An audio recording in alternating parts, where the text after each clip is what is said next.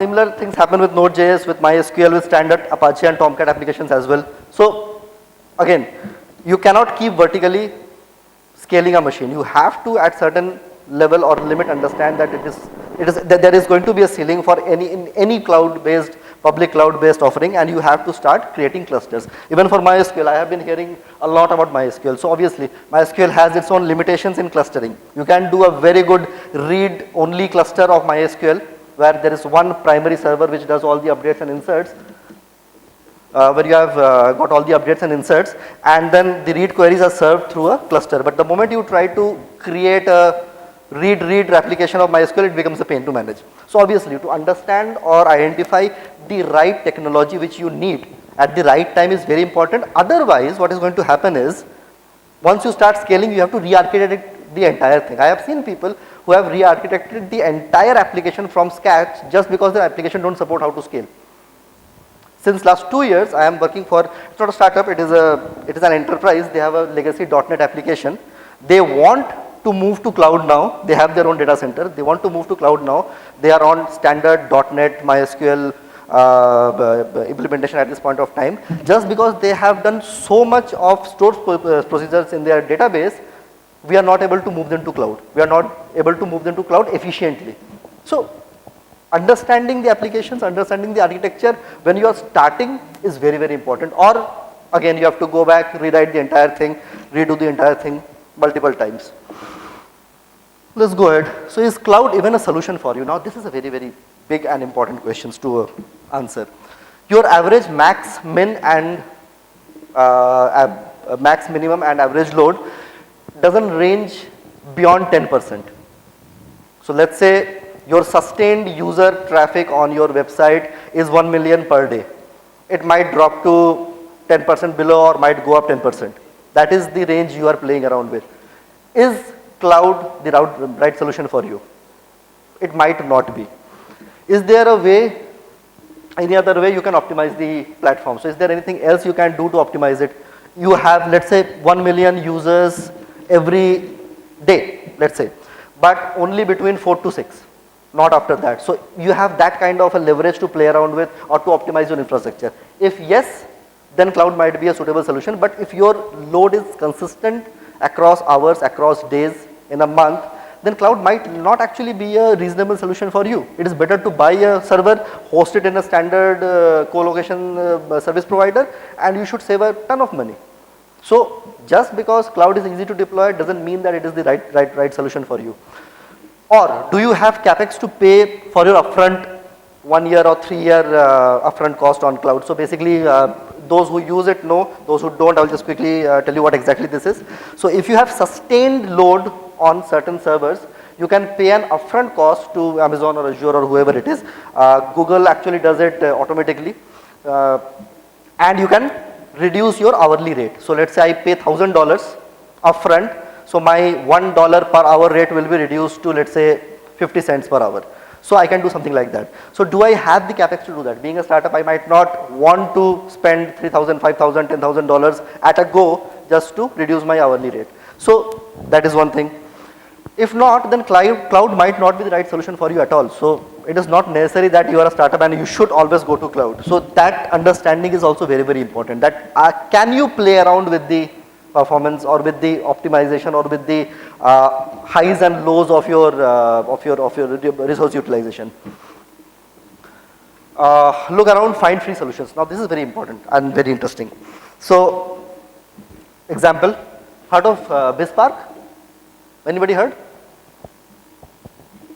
Nobody?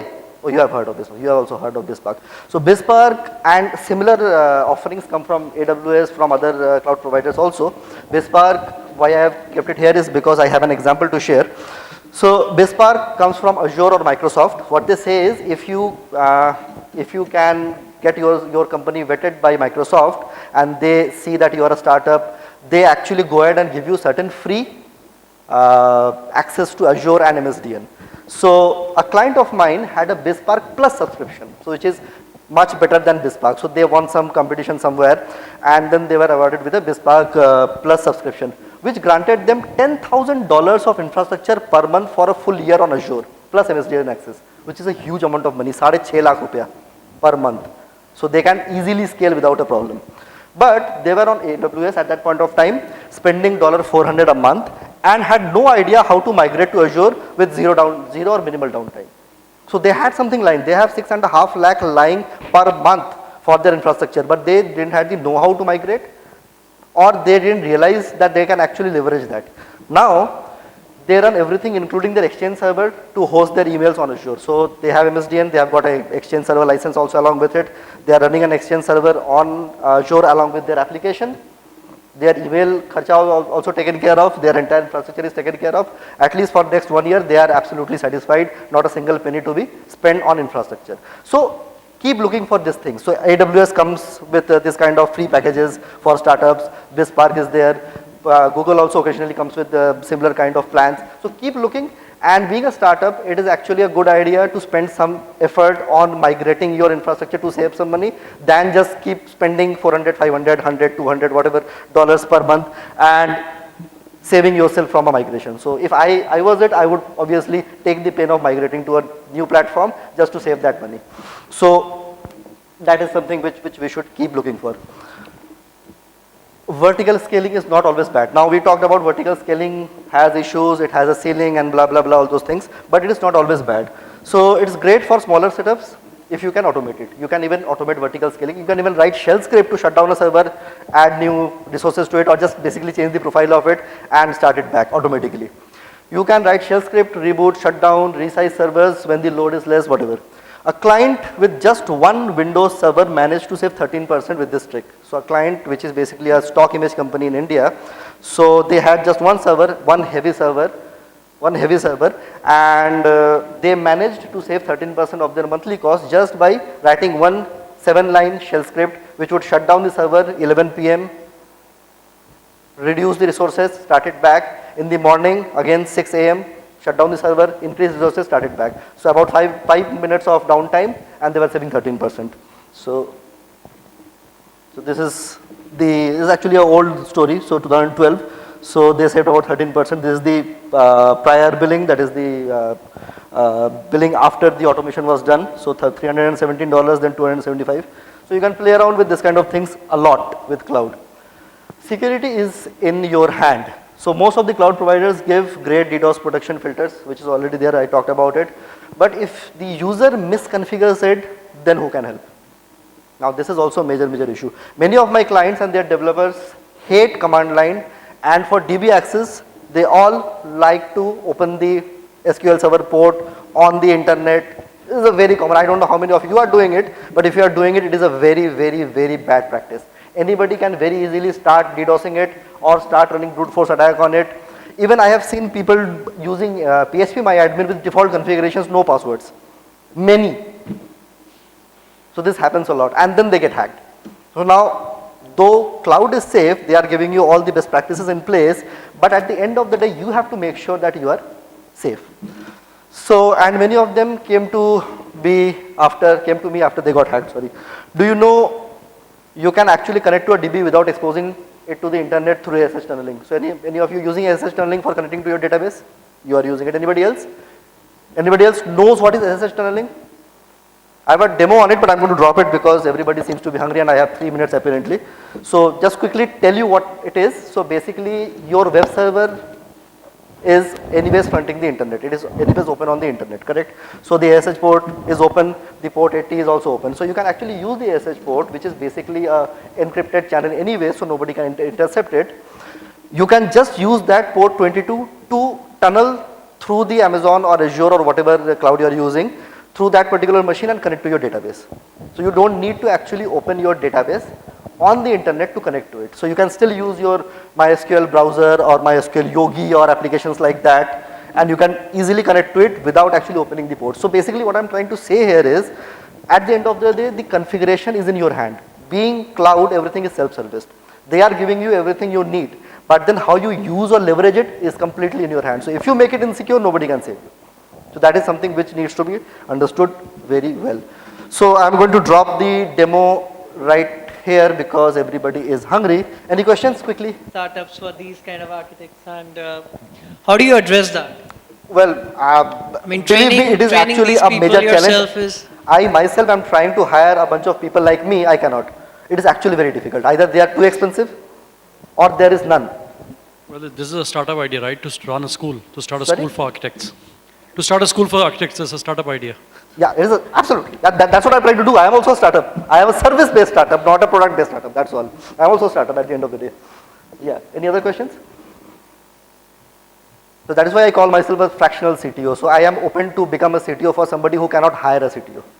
That is my sales pitch. Any other questions? Yeah, please. Without using a PIM file? Yes, absolutely. Absolutely. Or you can use a PIM file as well. So basically you have to enable password authentication on that server. So you create a standard security base, basically a non-root user, and then you use that non-root user to tunnel through the machine and connect to any database server. You can do that very easily.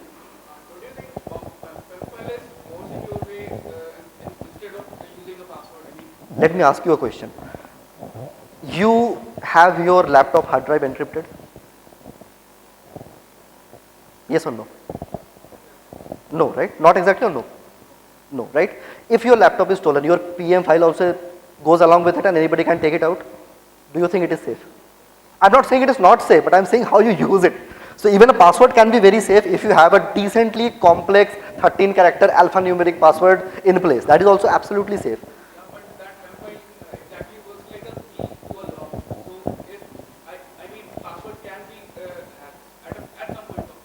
See, believe me, I do a lot of vulnerability assessment. I do a lot of attacking networks and so on and so forth.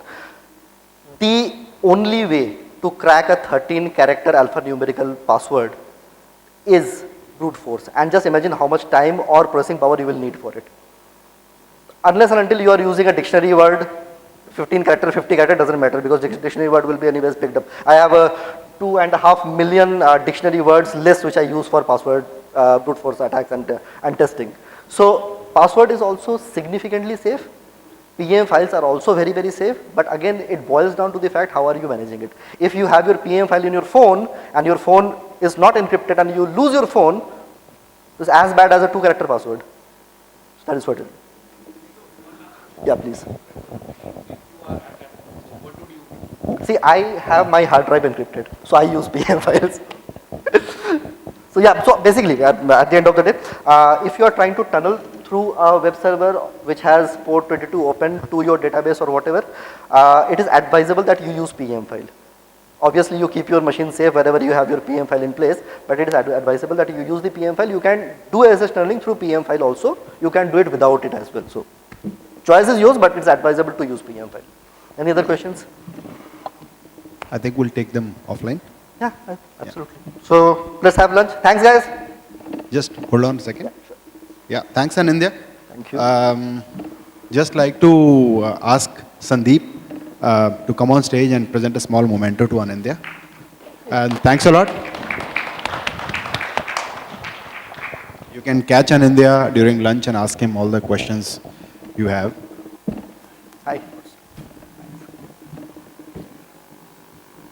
Thank you. Thank you. We'll break for lunch, but we have another great, session with demo planned. We were supposed to have it before lunch, and we want to make sure we stay on time. So can I request that we cut short lunchtime a little bit and gather back by around 2:10 max? Can we do that? It's 1:30 right now. Yeah? Okay, great. Thanks a lot. So see you after lunch.